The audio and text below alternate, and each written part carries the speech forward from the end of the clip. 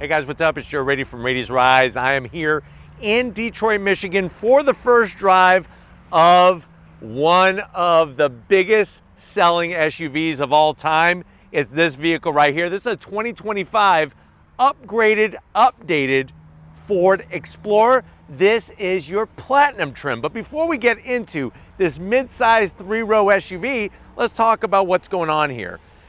Lots of people, when you say mid-size 3-row SUV, a lot of times they think Explorer because it's been around since 1991. Now the challenge is, since 1991, the auto industry has changed, but also the manufacturers that are selling cars has changed as well. Two of the biggest key players is going to be the Hyundai Palisade and the Kia Telluride. Those are two vehicles that didn't even exist when they first started selling the Explorer. Now, it's a different story. The Telluride is one of the top dogs in the segment, along with the Palisade. So what I want to find out is, with all the changes that Ford has made to this 2025 Explorer, is it enough to persuade people, to persuade you to go Explorer Platinum over the Kia Telluride?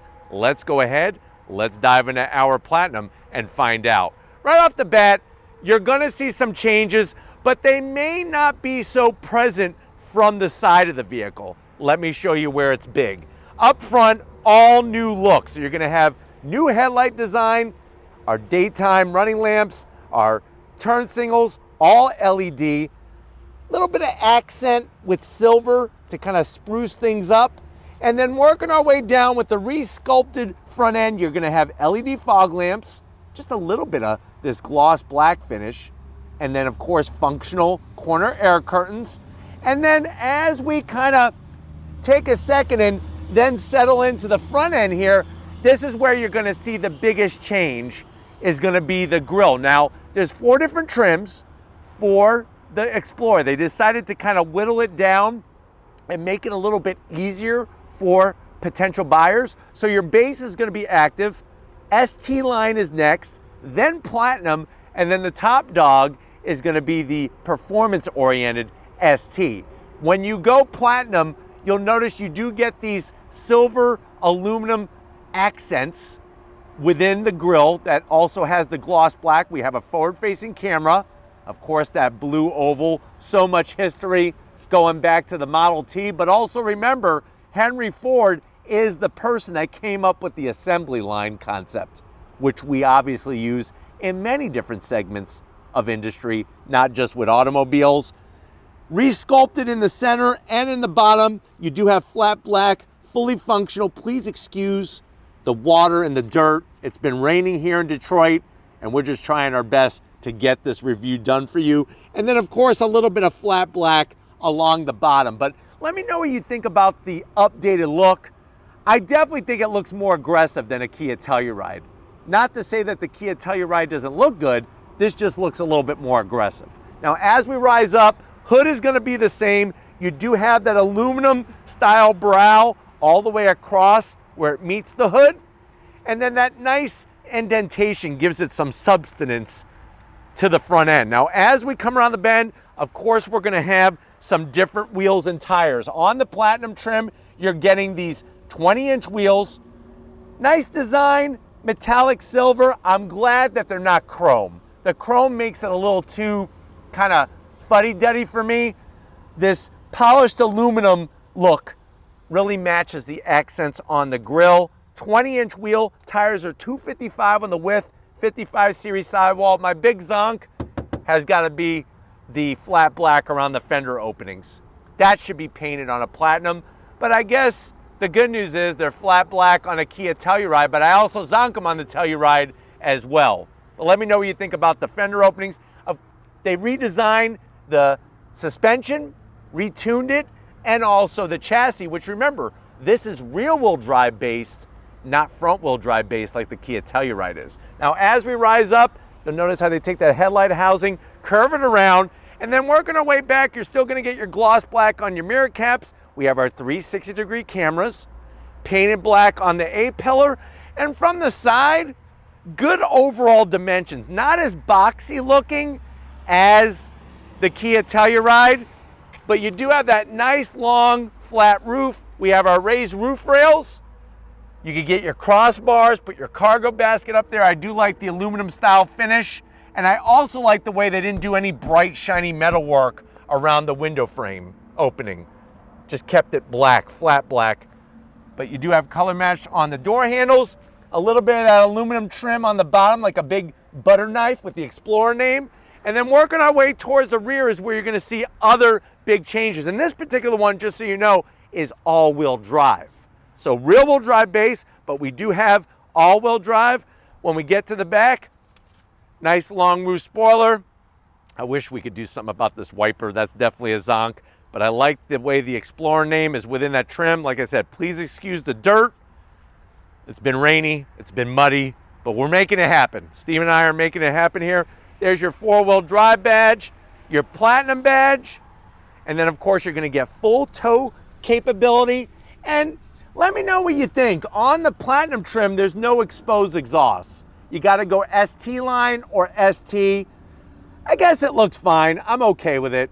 But I do like on the Telluride how you have that exposed exhaust on the passenger side. But why don't we go ahead, let's pop the hood and talk horsepower of this Platinum. All right guys, we got the hood popped. Underneath the hood, I do like the way on the Platinum trim, you are getting the strut tower brace to stiffen up the front end.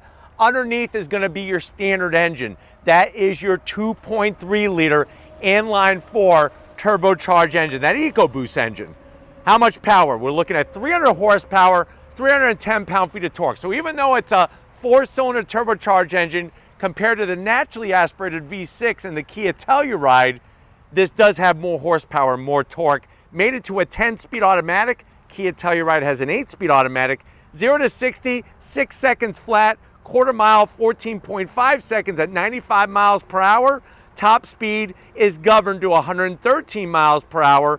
MPGs, 21 in the city, 28 on the highway, and the vehicle weighs 4,565 pounds. But at the end of the day, you can tow up to 5,000 pounds, even with the 2.3 liter EcoBoost engine. But why don't we go ahead, let's fire up this Platinum Explorer and see it move.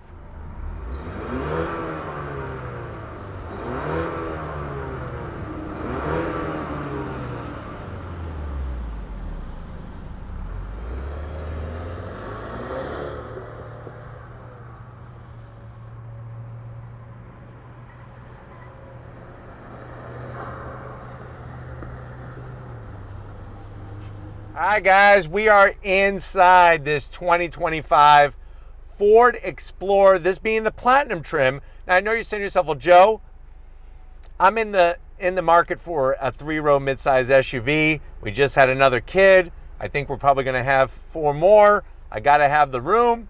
How much is this Explorer Platinum trim compared to the Telluride? So this one, the way it's trimmed out, even with the all-wheel drive, you're looking at an MSRP of $55,000.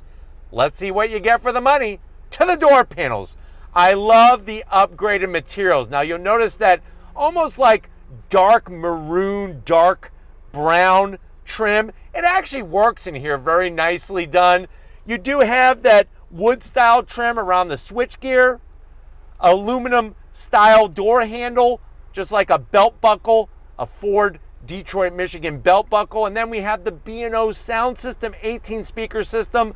A little bit of gloss black around the switchgear, nothing too crazy. And then down below, you could get 4 of Detroit's greatest Coney dogs and a Dr. Pepper to wash it down. Now going from the door panel to the dash, B&O sound system is built into the top portion of the dash. We do have ambient lighting, the Explorer name, digging this wood finish style. Very, very classy without looking fuddy-duddy. Even the way they brought the materials nicely done into the center stack. Speaking of the center stack, you now get a standard 12-inch infotainment system screen. All of these different apps, from the whole Google Map setup, the Google Assistant, and then of course you're gonna have video games, news, even watch YouTube while you are parked in your Explorer. Like the way you can bring up the different screens. And then of course you could go into your different vehicle status, tire pressure, all those different things, very easily done. Now, we do have cameras. Out the front, there's your forward-facing camera, nice and large, pretty good resolution, and you have your 360, and then I'm gonna throw it out back. There we go. Nice with the trajectory, which is important too, because we don't wanna curb those wheels. All of your AC controls though, which this is a bit of a zonk, are in the unit itself. So this is where you're gonna adjust your fan speed. And then you bring up this screen. This is where you have, it actually shows you how the air is being moved around, and you could actually make adjustments that way on the screen. Plus, we have 3 stages of ventilated seats, 3 stages of heated seats, and a heated steering wheel, which I want to shut that off. I do like the ventilated seats, and that's how you can turn them on and off. Real easy like that. Dual climate control for both people up front. And then we have wireless charging, a place for a package of bubble tape. And then down below, somebody did spill a bucket of gloss black. Not my favorite. But what I do like is that you have storage, USB-C, USB-A, a 12 volt, and you could put 2 apples. If you're trying to live your life by an apple a day, keeps the doctor away. This is going to control your 10-speed automatic transmission, like the nice aluminum look to it. Drive mode selector switch, 2 cup holders, and then this is where you're going to keep easily 4 Twinkies for that family trip. Nice soft touch material. The stitching is great. Lift it up. You do have 2 USB-Cs in there, and you could easily put, I would say, 2 old school pencil boxes. And I remember in my pencil box in elementary school, I had some Big Dippers. Those were these really thick pencils when we would pencil fight against one another. Definitely have some grippers, some pencil grips in there, and some really cool erasers that you would put on the end of the pencil that were all different colors. Or you could get one of those pencils where it's like, it's not mechanical, but you take the lead out and then you put it back at the top and a new piece of lead drops down, and you keep doing that as you go through the different tips, wearing them out. Those are memories. Keep them close to you, because once they're gone forever. The seats, the leather, like the way it's got the platinum name displayed. You can see the crisscross diamond pattern. And then down below, you do have your power adjustments for the passenger, power adjustments for the driver, of course. And then look at that, nice large panoramic sunroof, one-touch operation with the power shade. So that's really nice. Whoop, close it up. But if you're ready, I'm ready over here. Come on over. I want to show you behind the wheel of this platinum trim. All right, guys, behind the wheel in this platinum trim. Down below, you got a good looking aluminum sill plate with the Explorer name, illuminates LED. We do have our seat controls, easy to get to, and you do have 3 memory seat settings for the driver's seat. I'm 6 feet tall, still plenty of room in here, and they totally redesigned the seats. The steering wheel, love the leather. I even like the way they did the Ford badge silver to kind of match a little bit nicer in here. If you're wondering what is this is for your eye detection, because this is the first Explorer ever to have autonomous Blue Cruise driving. It's actually version 1.2.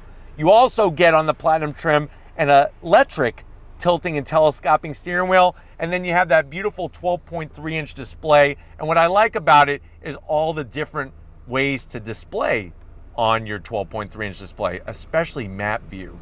To me, that's a really nice touch, because you got the map, the Google map right in front of you. And of course, we have all the different drive modes that you're familiar with Ford vehicles, even off-road mode, but we're gonna keep it sporty. I'm gonna pop my collar, keep it sporty. One thing it's missing, no HUD, no head-up display. But let's get into the mid-row and the third row, because I wanna go for a drive in this EcoBoost Explorer. All right, guys, backseat time, and this is nice to see that you actually can get on the platinum trim your bench seat setup. If you watch my Explorer ST review, that one has captain's chairs. Nice soft leather. I gotta fix this. This is always one of my pet peeves. I gotta lower this down here. There we go. Now that looks better. Love the leather. Good size pocket. You could put a couple issues of Auto Week, maybe some car and driver back there, road and track, whatever floats your boat. Nice command center with your rear AC controls. You do get heated seats, 2 stages, no ventilated seats, which is a bit of a zonk at 55 grand. 2 USB-Cs, home power source, and your two little teeny tiny cup holders. They expand a little bit. Whoop. And then sitting here, like I said, not only has the material been upgraded, but they really kind of went through and made the seats more comfy. You do have a center armrest, nice and Charmin soft with two cup holders, and these seats do recline and they do slide. But why don't we get into the third row, because I want to show you the cargo and take you for a drive in this Explorer. All right guys, backseat time, and this third row is a mixed bag. Even though the seats slide to the left of me, to the right of me, this center one does not. The only thing I could do is pull this tab and fold it down, but you'll see as I pull it up, that's really, really close to my knees. My knees are too high, the seat is too low. This really is not a place that I want to spend a lot of time. You do have two USB-Cs. They're on the passenger side, and lots of storage cubbies for Twinkies and ding-dongs and everything else, but I sort of feel like a ding-dong sitting back here because it's just not meant for a 6-foot-tall person. But I do have plenty of headroom, which is nice, and AC vents. But let's get to the cargo area because we're ready for a spin. All right, guys, cargo area time, real nice. You're gonna hit the button right there under the R. Let me get the dirt off my hands. Nice electric assist. You're gonna see that even with the third row up, you're looking at over 18 cubic feet of space with that third row up. We're gonna keep this simple. If you wanna see the seats fold down, watch the other review that I posted of the 2025 Explorer ST. But you got the ability to fold the seats down. They are power folding seats, and you have tons of storage in there. I mean, you could get a foot long, actually probably a 3-foot long Twinkie in there. They do make them at certain bakeries. Just ask for the Radies Rides 3-foot long Twinkie, and they will hook you up. But what I wanna hook you up with, let's go for a little spin and see how this all-wheel drive 2.3-liter EcoBoost Platinum Explorer does the business. Let's get to it. All right, guys, we're inside this 2025 Ford Explorer Platinum trim. I like the way when you adjust the seats with the buttons on the side, you then can make adjustments. Pull this up on the screen and make adjustments to your seat, go through the different lumbar support, upper, middle, and lower, and you could also adjust your passenger seat. So kind of nice, and just makes it feel a little bit more upscale doing it that way rather than just having the buttons, but both ways obviously work. Back to our main screen with our navigation. I do have it in sport mode. You can see how I have the navigation on the screen, the digital gauge cluster. I'm gonna actually swap out of that and have my auxiliary gauges. And I do have it in sport mode, so if you're ready, I'm ready. On throttle, here we go. All-wheel drive. Nice shifts from that 10-speed automatic transmission, and the power gets to the ground very, very effectively. So that's good news as well. No slip, all grip. And I think the biggest surprises that to take away from the Ford Explorer is this center stack. The way that they pulled out this lower lip, perfect for placement of your phone or phones, and the fact that well within reach, that new 12.3-inch infotainment system screen, and it's nice that it's landscape setup. I don't really love the portrait style. I think that's another big takeaway in here. And then of course the clear gauges on the digital gauge cluster. But if you're concerned, well, Joe, I don't know if the 4-cylinder turbo is gonna have enough oomph. It definitely does.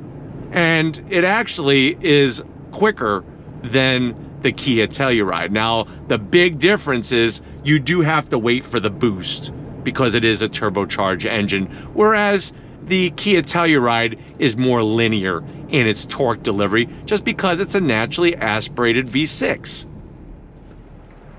But the materials have been really, really improved upon. They raised the bar with the materials. Seat comfort, I just feel like Ford does such a great job with not only the size of the seat, but the cushion and the way that it supports you, but allows you to feel comfy as well. Visibility out the front, just like previous model years Explorers.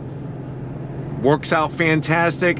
And then of course you're gonna have all the safety technology, including, like I mentioned earlier, for the first time, Blue Cruise 1.2. That's the newer version and the first time on an Explorer, which is really nice. But going down the road, you will experience pumped in sound to kind of help with that EcoBoost 4-cylinder turbo setup, but it doesn't sound too obnoxious or too artificial, which is good. Another thing to point out is all the AC controls are within the screen, and that at first is a little cumbersome, but you will get the hang of it. And I'm really happy that they give you heated and ventilated seats. Plus the fact that you have this nice little lip here to kind of rest your fingers so that you could do your tapping. So you could tap, just give it a little tap-tap-a-roo to get into any of the different things on the infotainment system screen, and you could actually rest your fingers right there on that ledge. But like I was saying, once you get the hang of it, it really is very straightforward. 10-speed seems to be really improved upon when it comes to upshifting and downshifting. It's not chasing through the box. And really, overall suspension tuning has really been done well, because you're getting a comfy ride, but you're also getting a competent ride. We don't want to be driving around in a waterbed. But with this, you're getting a nice buttoned up feeling, but it's obviously nothing harsh like you would think that it might be, especially if you're in sport mode or something like that. But I really think that the interior is what's going to shock you the most with this new Explorer. And then we're going to go on throttle again. I have to. On throttle, here we go.